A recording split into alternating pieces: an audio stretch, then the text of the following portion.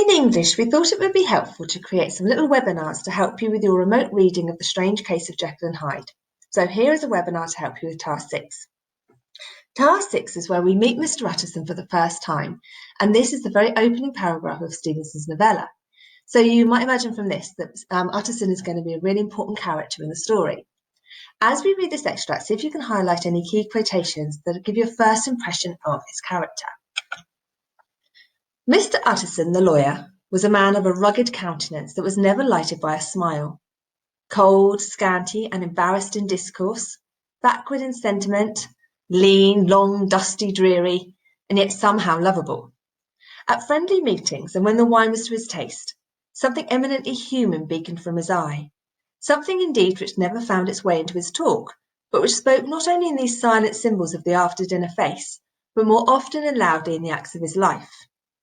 He was austere with himself, drank gin when he was alone to mortify a taste for vintages, and though he enjoyed the theatre, had not crossed the doors of one for 20 years.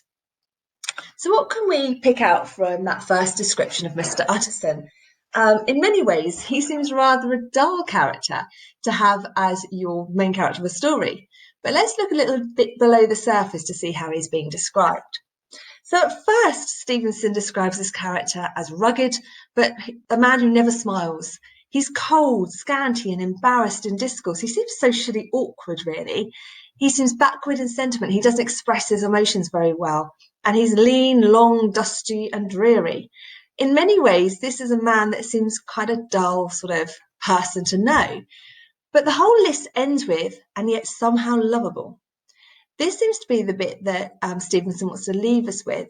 This is a man that kind of maybe presenting to the world a rather cold and dull exterior, rather dusty, I like the word dusty exterior, but underneath it all is very lovable. And in fact, when he's with friends and in a kind of comfortable situation, something eminently human beaconed from his eye, something very human. He's somebody that has a human quality about him. We're also told that he was austere with himself. He's strict with himself. He doesn't indulge his own enjoyments, his own fancies. So we're told he drinks gin when alone rather than indulge his taste for fine wine, fine vintages. And although he enjoys the theatre, he hasn't gone to the theatre for 20 years, which suggests that he might be almost overly strict in his own sense of his behaviour. Then the story goes on to describe him in a little bit more detail. But he had an approved tolerance for others, sometimes wondering almost with envy at the high pressure of spirits involved in their misdeeds, and in any extremity inclined to help rather than to reprove. I inclined to Cain's heresy, he used to say quaintly. I let my brother go to the devil in his own way. In his character, it was frequently his fortune to be the last reputable acquaintance and the last good influence in the lives of down-going men, and to such as these, so long as they came about his chambers, he never marked a shade of change in his demeanour. No doubt the feat was easy to Mr Utterson, for he was undemonstrative at the best, and even his friendship seemed to be founded in a similar catholicity of good nature. It is the mark of a modest man to accept his friendly circle ready-made from the hands of opportunity, and that was the lawyer's way. His friends were those of his own blood, or those whom he had known the longest. His affections, like ivy, were the growth of time. They implied no aptness in the object. Now that seems quite a sort of almost complicated description of the man, but when we break it down a little bit, actually, it seems that he's really a very nice character, and someone that you might want to go to if you were in trouble or needed a bit of help. So although Mr Utterson has been described earlier as having this sort of austerity about him, he's someone who's quite strict about his own behaviour, we're also told that he has an approved tolerance for others. He doesn't judge others in the same way, and he tolerates other people even if they're behaving in rather a sort of a negative or bad way. And in any extremity, he's inclined to help rather than to reprove. So rather than tell somebody off or reprimand them for being badly behaved or doing something that might be a little bit disgraceful, if someone's in trouble in an extremity, he will try to help them. He's the sort of man you might go to if you're in trouble, and down-going men, as we're told, people that may be facing a little bit of disgrace, maybe they're going the wrong way in life. might find him the last reputable acquaintance, the last good influence in their lives. And they're likely to go to him because he's not going to judge them. It says that if he goes to their chambers, there'll be no change in his demeanour. He won't show on his face that he feels that they're behaving in a bad way. He won't show any judgment of them at all. And this idea of being a reputable acquaintance, as we know from our context reading, is really important in the Victorian era. The idea of the reputation obsession was a very strong one. People held their reputations very, very highly and regarded them as incredibly important. So to have a good reputation for a Victorian gentleman was extremely important. So someone who was facing disgrace might be losing something, might be socially alienated by others. So he is a really important influence for these sort of people, and he might be able to help them in their times of need.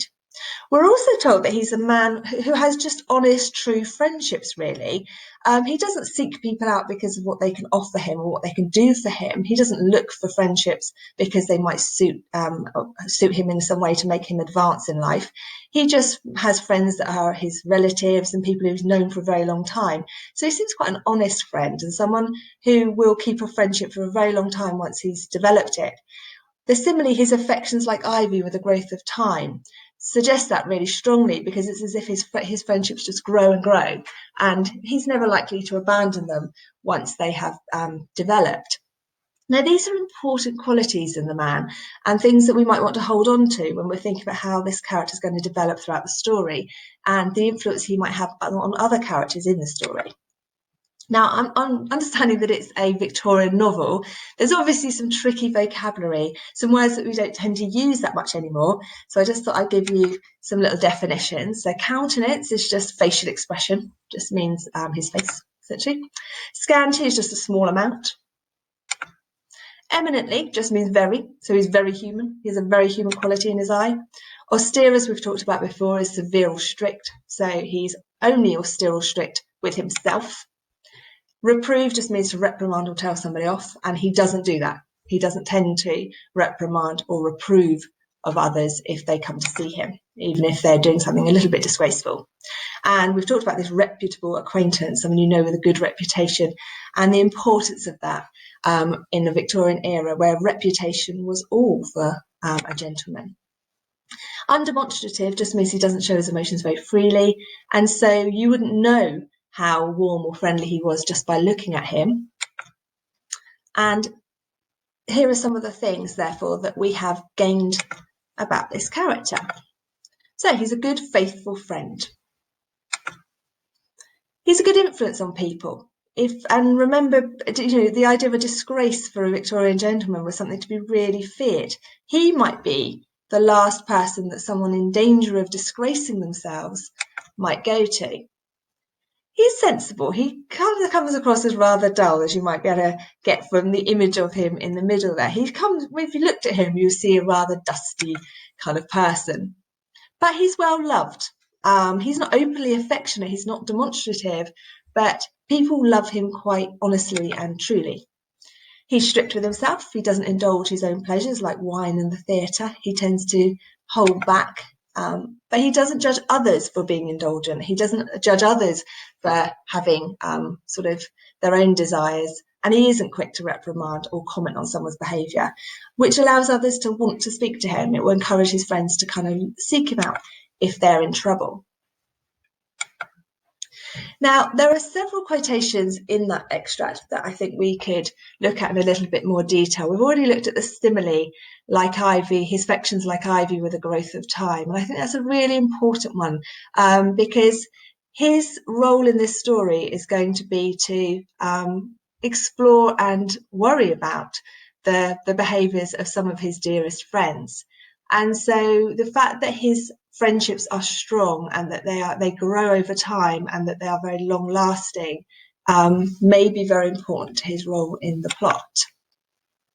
I do like the quotation, something eminently human beacon from his eye, something indeed which never found its way into his talk. So he might not express his feelings for others. He might not talk and talk to them in a very warm or friendly way and express his emotions, but there is very much a human touch. And I like the idea that this beacon, he's kind of almost a light in the story. It was frequently his fortune to be the last reputable acquaintance and the last good influence in the lives of downgoing men. And I think that the metaphor downgoing men is quite important there. We've talked about the reputation obsession. We've talked about this idea of having a good reputation being really important. And that idea of being downgoing suggests that you're really facing a terrible fall in society if someone isn't there to help you, that you're on the wrong track and you're going to go just down into a very bad situation. And that long list, cold, scanty, and embarrassed in discourse, backward in sentiment, lean, long, dusty, dreary, and yet somehow lovable, I think we've talked about quite a lot, but it really does build up this very socially awkward, sort of dusty, dry kind of character that in many ways you never expect to be an important character in a story or one that can be brought to life very easily. But Stevenson just contrasts that quite quickly and extremely with that somehow lovable, telling us that this is someone who is going to be an important influence for others. So here's some of the methods that we've been talking about. Stevenson characterises Utterson as a rational lawyer. We're going to talk about that in a little bit of detail in a moment. But the fact that he's a lawyer is really important to this story. He's steady, he's dependable, and unlikely to be easily scared or taken to flights of fancy. Someone who's a lawyer tends to be very logical, don't they? They work with facts, they work with detail, they work with information. This is not a man who would tend to be imaginative. We've been told several times that he's not expressive. He doesn't express emotion very much. So it suggests that he's a logical sort of man. This might make him seem more reliable as we're given his perspective on this strange case. We've talked about the list of adjectives describing him, which make him seem dull and unnoteworthy to start with, but then that kind of contrasts to him being a lovable character, a good and kind friend. We've talked about the simile like ivy. His friendships grow over time and are lasting. This seems to be a very important thing to hold on to and an important method used by Stevenson to introduce him. And he's described, as we've said, as the last reputable acquaintance. The adjectives good and reputable are important if we remember in the context, because he does seem to be being described as the perfect example of the Victorian gentleman. He's moral, he's good, and he's helpful to those in need. And if you remember your context, that's very, very important to this story. So holding on to the idea of him as the perfect Victorian gentleman might be really important for you. And as we've talked about, the metaphor downgoing men does suggest that some of his friends would be lost without him. They're in danger of doing something that would really ruin their reputation, that would really disgrace him. And he might be the person or the only person that can help them avoid this and recover socially. Now, he does fit, in a wider sense, the idea of the Gothic protagonist. And this is where I want to put Mr Utterson's character in a bit of a wider context for you. Something that's useful to know, and that's in your booklet, is that often in the Gothic text, the main character is presented as very rational. But they will have this rationality and this very sort of logical approach to the world tested. Because, of course, a Gothic text is all about the supernatural, about the weird, the wonderful, the unknown, the terrifying, a world of ghosts and monsters and ununderstood fears. And so it is important that we see these Gothic protagonists as kind of taking us on a journey. They will take us from the rational to the irrational. And as they learn about these unbelievable horrors, they will take the reader with them on this journey. And everything that they start to uncover and they start to learn about, we start to learn about too. And so look out for how Utterson changes as a character as the story goes on, how he's forced to question his rational beliefs, how he's forced to stretch and go across this boundary into a world that's far, far more weird and wonderful than he might ever have believed possible at the beginning of the story. Now, there's a real tradition of this in other Gothic texts. For example, in Dracula, Jonathan Harker, who's the main character at the beginning of the story, he's also a lawyer. So I think often Victorian writers saw the lawyer as kind of almost this typical sort of symbol of someone who's very rational and very logical. And he travels from the rational, civilized west of Europe, London, to the wild and superstitious Eastern Europe to meet Count Dracula. So he literally goes on a physical journey in the story, and he has to go from a very civilized, rational sort of place to a really irrational world of superstition and folklore and horrors that he couldn't imagine actually existed. In the same way, Susan Hill in The Woman in Black parodies this style of writing, because she was actually creating a parody of the Gothic and using some of these other Gothic stories as her inspiration. And she also takes a lawyer character who repeatedly at the start of the story claims that he does not believe in ghosts. By the end of that story, again, he's gone on a literal and then a sort of metaphorical journey of the mind. So he's going to change radically. So try and think of Mr Utterson in the same way, and try and hold on to the idea that he is a lawyer at the beginning, and think about why that might be important as the story develops. So just to sum up, why is Mr Utterson an important character in this story?